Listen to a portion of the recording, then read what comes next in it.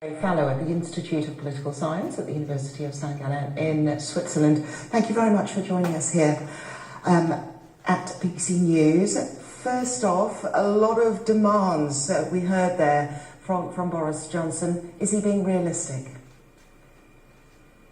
Well, a lot of rousing words from Boris Johnson in his inimitable style, but I think it's admirable of him to have admitted recently that he has not always supported acting on climate change. And like all people, I think politicians should also be able and willing to change their mind in light of new information. So I hope he is really being more sincere now about what he's saying and what he's calling upon others to do. But he's also already started warning us about how tough it will be to convince allies to do more. And that is not very encouraging at a time when we need bold action and does not inspire much confidence in his ability to convince partners. I mean, obviously climate change was top of his agenda. His entire speech was dedicated to climate change. This is not going to be a solo effort. So what did you make of what President Biden said in terms of his financial pledge? I think the Biden administration certainly takes the climate crisis a lot more seriously than its predecessor. Rejoining the Paris Agreement and organizing the climate summit earlier this year were also very encouraging signs. But I wonder if Mr. Biden will be able to deliver in terms of policy. Now, the US does not have a very good track record of climate leadership, and they have said for a long time that they will act when others do so first. And earlier this year, John Kerry made a statement about how 50% of emissions reductions would come from technologies that don't even exist yet. And that is really not a very encouraging signal. Now, I know Mr. Biden has said recently that he intends to double the US's climate finance contributions for developing countries, but we also know that the US has really not delivered on that promise very much so far. So all of it is going to depend on congressional approval, and we know that Congress is also not very happy about spending money unless it involves giving tax breaks to corporations. So a huge pinch of salt, and I will not be very surprised if the US backs down on some of its international climate commitments again. Okay, well, let's turn to China now. A big line in the sand as China promised that it's not going to build any more new coal-fired power projects abroad. How important is this? How key is this pledge?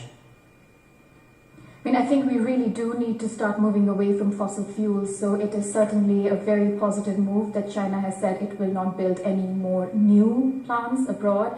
But, coal is still an important source of domestic energy for China, and we have not seen new commitments from China yet. We have not seen new commitments from India yet. And the recent pledges that have been announced by countries like Brazil and Russia are also, they have targets that are lower than some of their previous commitments. So unfortunately, none of this is very encouraging looking forward towards meaningful change after COP26. We know from enough scientific studies by now that everything that we are doing right now is not enough. Climate change is not a problem that is going to happen in the future. It is already happening right now, and it is not going to go away. Unfortunately, it seems like most of the efforts that countries are talking about doing right now involve merely tinkering around the edges of the system that has brought us here, and I don't see how that is going to bring us any different results.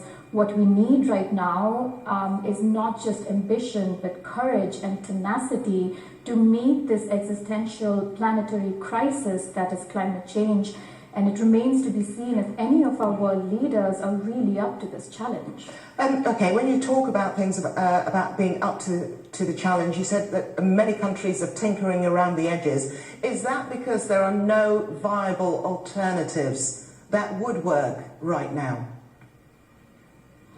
Look, we need to have bold action. We cannot keep kicking the can down further down the road just because there are other, issues right now about higher prices. Investing in clean technology right now and changing the consumerist foundation of the global economy is necessary. It will be painful, but we need to radically change the system if we want to be able to mitigate further warming and to the effects of climate change that we are already seeing. And a lot of these efforts, both adaptation and mitigation, are going to cost a lot of money for every single country in the world.